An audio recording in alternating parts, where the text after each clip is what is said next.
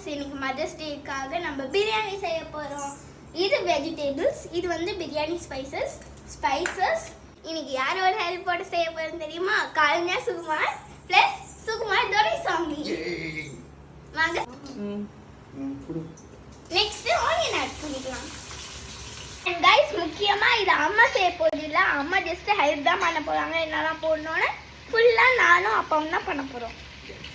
இப்போ பிரியாணிக்கு egg boil பண்ணிடுவோம். ஆயில் பச்சடிக்கு ரெடி பண்ணிடுவோம். இப்போ கொத்தமல்லி புதினா போட்டோம். இப்போ நம்ம தக்காளி போடலாம்.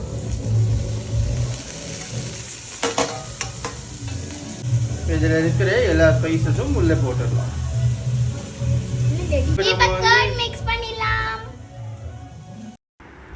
இப்போ நம்ம மட்டன் ஆட் பண்ணிடலாம்.